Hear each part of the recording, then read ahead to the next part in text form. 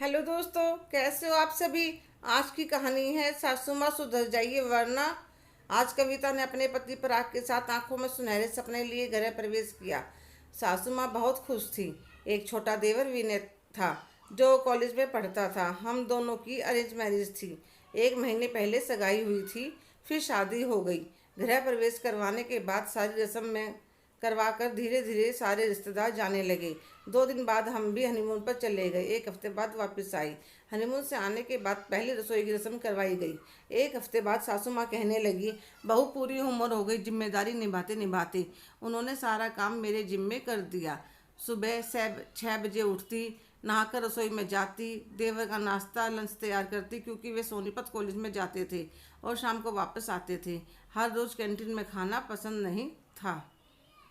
देवर के जाने के बाद सासू को नाश्ता बनाकर देती। इतनी देर में पतिदेव तैयार होकर आ जाते। फिर उनका नाश्ता और लंच देती। मुझे नाश्ता करते करते 10 बज जाते। पूजा सासू माँ कर देती थी, पर आज वे कहने लगी, बहू आज से पूजा पाठ करने की जिम्मेदारी तुम्हारी है।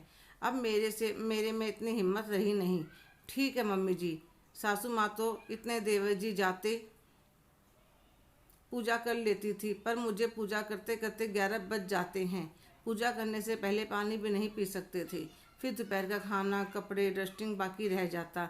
मेड बर्तन सफाई कर जाती थी। ना तो मेरी नींद पूरी हो पाती थी, नहीं आराम मिल पाता था। सासू माँ तो सुबह का नाश्ता करने के बाद दोबारा फिर सो लेती थी, और जब मैं दोपहर को आराम करने लगती तो तेज़ आवाज़ में टेलीविज़न चला लेती। मैं बहुत परेशान हो गई थी। कमरे में जाकर लेटती। अगर बहू सोई ना हो तो एक गिलास गंजी बना दे या एक कप चाय बना दे। बिल्कुल ना हिलने की वजह से उनके घुटने भी जाम होने लगे थे। मेरे मायके से कई बार फ़ोन आ चुका था कि कुछ दिन रहने के लिए भेज दीजिए, और सासू माँ मना कर देती। आज फिर दोपहर को मेरी मम्मी ने सासू माँ को फ़ोन लगाया तो कई बार बजने पर उठाया। नमस्ते समधन जी। नमस्ते जी, और कैसे हो आप। सब बढ़िया जी। कविता के पापा कह रहे थे शादी को काफ़ी दिन हो गए हैं, 1 हफ्ते के लिए भेज दीजिए। अरे इतने सालों से आपके पास ही तो रह रही थी। वह तो ठीक है समधन जी, पर कई महीने हो गए शादी को। वह बड़ी मुश्किल से हाँ करती है। मैं कोने में खड़ी सब सुन रही थी और सोच रही थी, क्या रिवाज है संसार का। अपनी ही बेटी को बुलाने के लिए कितनी मिन्नतें करनी पड़ती हैं। सासू माँ ने कहा, बहू पैकिंग कर लेना, कल सुबह तुम्हारा भाई आएगा। तो मैं खुशी से बावली हो रही थी। अगले दिन छोटा भाई लेने आया और चाय नाश्ता कर मुझे लेकर घर आ गया। घर में घुसते ही मैंने मम्मी मम्मी चिल्लाना शुरू कर दिया। आ गई मेरी लाडली। मुझे देखकर मम्मी चौंक गई। अरे यह क्या हो गया, बिल्कुल सूख कर काटा हो गई। आंखों के नीचे काले घेरे हो गए। कुछ नहीं मम्मी, सब बढ़िया है। 3 दिन हो गए थे आए हुए। सब कुछ था, ससुराल में कोई कमी नहीं थी। फिर भी ऐसा लग रहा था जेल से निकल कर आई हूँ। आज मेरी बुआ, जो मेरी सहेली जैसी है, मिलने आई। मुझे देखकर कहने लगी, क्या हुआ मेरी लाडली को। चेहरे की सारी चमक कहाँ चली गई। क्या बताऊँ बुआ, बाकी सब तो ठीक है। आपको पता है काम करने की तो मुझे आदत है, इसलिए रसोई का सारा काम तो मैं आराम से कर लेती हूँ। पर मेरी सासू माँ तो 1 मिनट भी नहीं बैठने देती। काम करके हटती हूँ तो हाथ में सफाई के लिए कपड़ा पकड़ा देती है।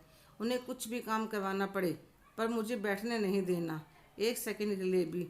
मैं दोपहर को कहूँगी, मम्मी जी खाना खा लीजिए, तो कहेंगे मुझे भूख नहीं है, तुम खा लो। जब मैं सोने जाऊंगी 10 मिनट बाद उनको भूख लग जाती है। सुबह 6 बजे उठती हूँ, फिर भी दोपहर को 10 मैं आराम नहीं करने देती। रात को जल्दी नींद आ जाती है तो आपके जवाई नाराज़ हो जाते हैं, कमरे में आते ही सो जाती है। मेरी बुआ कानों के पास आकर कुछ समझाती है तो मैं हंस पड़ती हूँ। 1 हफ्ता होने पर पराग के साथ मैं ससुराल वापस आ जाती हूँ। अगले दिन सुबह देवर वंश कहने लगा, भाभी कई दिन से कैंटीन में खाना खा रहा था, आलू की सूखी सब्जी और पूरी बना दो। ठीक है।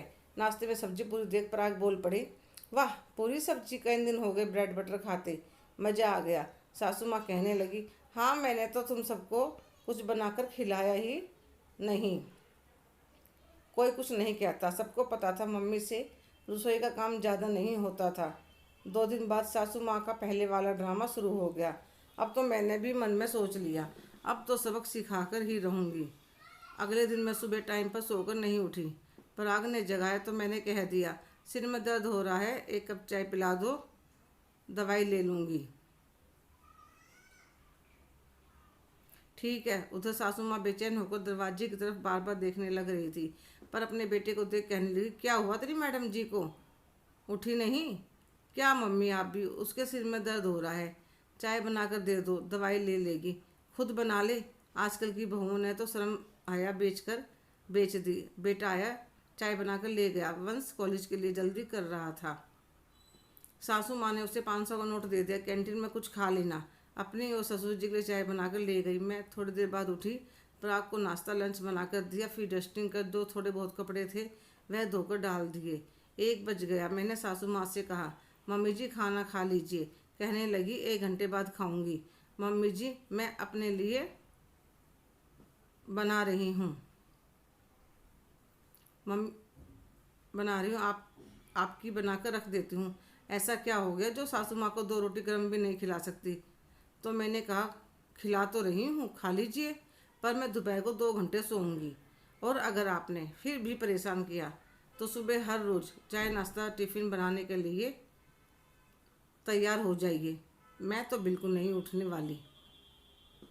बेटा आपका पढ़ता है कॉलेज में, मेरा नहीं, जो मैं उसके सारे काम करके दूंगी। तो सासू माँ कहने लगी, क्या बहू तुम तो छोटी सी बात पर नाराज़ हो गई। जा लगा ले प्लेट खाने की, क्या बात, अभी खा लेती हूँ, फिर तुम सो जाना। मैंने तुम्हें कब मना किया सोने के लिए? सच में उस दिन के बाद सासू माँ ने परेशान करना छोड़ दिया। हेलो दोस्तों, कैसे हो आप सभी? आज की कहानी आपको कैसी लगी कमेंट करके ज़रूर बताइएगा। अगर आप मेरे चैनल पर नए हैं तो लाइक शेयर सब्सक्राइब करना ना भूलें। धन्यवाद।